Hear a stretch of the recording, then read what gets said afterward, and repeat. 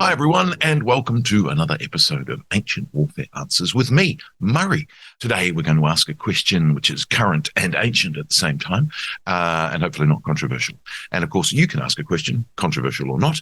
You can send us a text, an email, a message, Facebook message, however you like. And of course, you can support us on Patreon/Ancient Warfare Podcast. You can back us at one of three levels: Legionary, Optio, and Centurion, which I think are 1, 5, and 10. And with those, you can get a copy of the magazine digitally with the Optio, or indeed in print if you go for the Centurion. Nonetheless, you can ask us a question. I've got a question from Carlos today, and his question is, in the current war in Ukraine, we've seen Ukrainian soldiers write insulting messages and trolling ones on artillery shells before firing them at Russian forces. My question is, did similar practices exist in the ancient Mediterranean world with soldiers writing insults and or the use of verbal insults? Now, getting away from the very, very current and ongoing war, this is a question that's actually been asked about several previous contemporary wars, which is fascinating in itself, because it was something that we saw in Afghanistan. It was something we saw in the wars in Iraq. It's something we've seen in Vietnam. It's something we've seen in World War II and even World War One, and ever onwards going back. And I don't know about it in the Napoleonic Wars. That would be interesting in the age of black powder. But it is something we know soldiers do, that they write insulting messages on their weapons and send them over the lines, which from an artillery perspective is peculiar, because obviously there's not going to be any surviving evidence of their insult when it hits. And so it seems to be something that the soldiers do for their own purposes, their own mental health, get it out. Also for propaganda purposes, for photography. And obviously images from World War One and Two and Vietnam onwards have very much been about the idea of photographs of these messages for the enemy to receive. But of course, they're never going to see the message. They're going to maybe see the photograph, but it's far more of an internal propaganda rather than an external one. Whereas the messages on ancient weapons, and we've got lots of surviving examples of them, which I'll come to in a minute, are able to be seen by the enemy. Because they are on sling bullets and they survive on sling bullets, and they're inscribed in other weapons as well. And so the interesting thing there is, whereas most of these modern ones are written on in pen or chalk onto actual ordnance, what we find with the ancient ones, especially sling bullets, is that they are actually made into the mold of the sling bullet. So they are molded with the message, or they are inscribed with the message. And so that's a fascinating thing. What we find, therefore, is in the ancient world, you've got a whole bunch of messages of different kinds, some of which are a bit obscure and we're not sure. They could have dark humor to them, or but bit more bloodthirsty. Whereas when you look at the modern ones, they are sort of peculiarly nationalistic in a sense. Take that. Well, actually, that's a very ancient one, take that, although actually translates take this. But anyway, we'll get to that. So they're very more, as I say, getting it out, getting out frustration and things. Whereas, and what you also find is that they identify the leader of the enemy. So, in World War II, you found that they were targeted against Hitler. And in Vietnam, they were targeted against Ho Chi Minh. Whereas what you find in the ancient world is they're not necessarily targeted against the enemy so much as they are identifying who they've come from.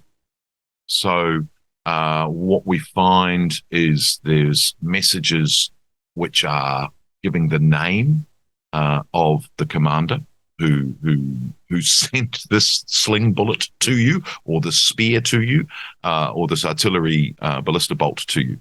So, and that's peculiar, because some of them, as I say, are obscure. So we get Cretan arrows, for instance, with inscribed anagrams on them, and we're not really sure what they are. And there's arguments about whether they're the person who owns them, whether they're the commanding officer, whether they're, I think, for instance, they're actually like a unit identifier, because they're found in a whole bunch of areas. There's been some issues articles in a couple of issues about these Cretan arrowheads, because they're found all over the Eastern Mediterranean. And there's the same BE inscription on these arrowheads, but they're found in wide find spots from Egypt through sites in what is now Israel and all the way up into Greece. So why would you? They can't have had the single commander, but it could be a recruitment officer, the person who's recruited them, or the city that they come from, which is very, very tricky.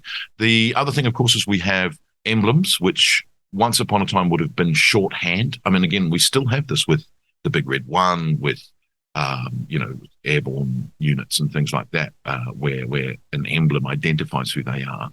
And so in the ancient world, we had that too. And legions, were known by epithets. So we find that, for instance, there are tridents, especially associated with Crete, sling bullets and things like that. They have a trident on them, a spearhead, an axe, a scorpion, a snake. And those are associated with particular types of unit and particular units, or even particular cities.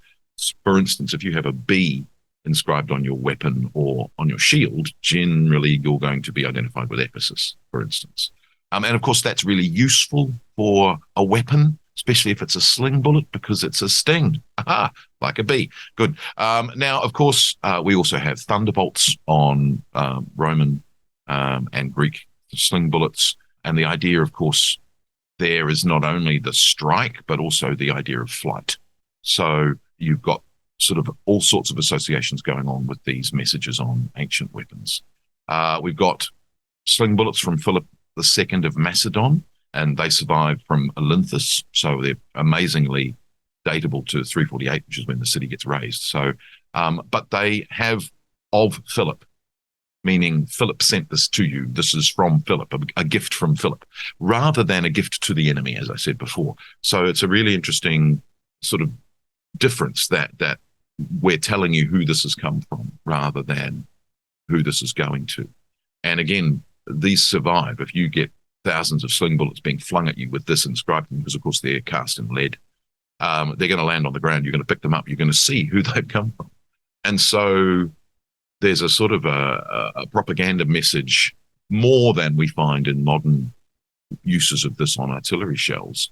And that is that the enemy is going to find out who sent it. And rather than, oh, well, I'll get back at you for having sent it at me, there's the opposite of, oh, wow, it's Philip I'm against. For instance, Philip, who never lost a battle. Well, actually, we'll get to that in later Ancient Warfare Answers if you keep watching. He lost two, but only to one man. And he and his son, Alexander the Great, never lost a battle thereafter. So, here is a different kind of propaganda that you're up against a commander that hasn't lost. So, the messaging is more around the lines of, well, you better give up now because, it's Philip you're facing. And so that's a different messaging entirely from what we find in more modern versions of it. We've also got, as I said, the what are called onomastic inscriptions, which include what we think are the commanding officers of Zoilus, of Hipponikos, of Cleoboulos, of Athandros, of Siladas, of Cleander, or Cleandros. So the commanding officers, which seems to either be, not return to sender, although you could do that, but not, and much more about the propaganda of who you're facing. And even though many of those names I just read out are like, who? They might not have the prestige of Philip, for instance. One of the problems is that there could be Philips who aren't Philip, the Philip, just like there could be Alexanders who aren't the Alexander. But we tend to, if we see the name Philip, it's one Philip and one Philip only, which is not necessarily true. We also find abbreviations in ancient warfare inscriptions on weapons. For instance, we'll find, because of course a sling bullet's quite small, we find boy for Boeotia. We assume kno for Knossos, and so therefore they're just a letter. We also find just they're a city. We also find single letters like K for Knossos or A for Aptera, another city on Crete. So we've got these sorts of emblems which identify who they've come from. You can also get combinations, sometimes, for instance, K or an A and an emblem. So, for instance, you could have K and a trident, which sort of doubles down on where they've come from. The other problem is that you find sometimes they're monogrammed examples. So those BE arrowheads I was talking about, it's not BE, it's B with an E kind of sticking out of the B to be an anagram. which we find in some coinage as well. We find LA, which we assume is from Lacedaemon or Lacedaemonia. There is others which are a PA, a DY, an ME. So that's tricky to work out sometimes. And of course, there are very different arguments about what those possibly mean. For instance, a monogram PA found in ancient Gudonia is related to Panares, who's a commander when the Romans attack in 69 BC. Cleandros would be a mercenary commander who gave mercenary troops to Alexander the Great, for instance. There are other ones, of course, which could be either a city or a person. We've got an example, AINE, which could be a commander named Anisidimos,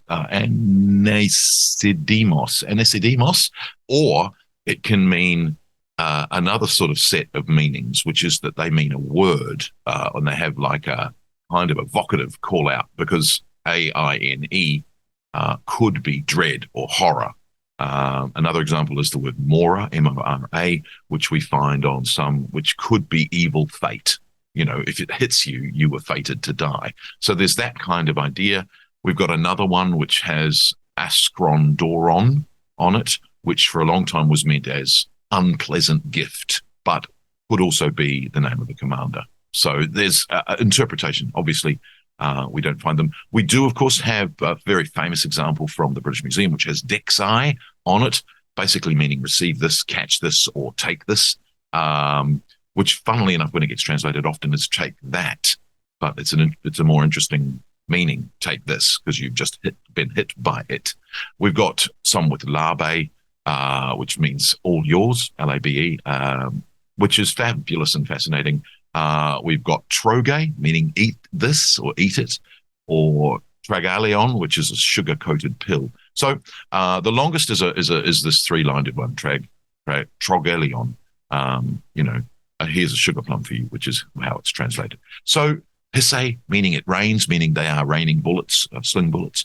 So many of them survive from the ancient world. So a very long-winded answer to your question, which is basically, yes, there are many examples from the ancient world onwards of weapons being inscribed with insulting messages, but they are different. The psychology behind the modern message and the psychologies behind the ancient messages is a different one, rather than what we see with writing on modern ordnance. I hope that helps. We'll see you again for the next Ancient Warfare Answers.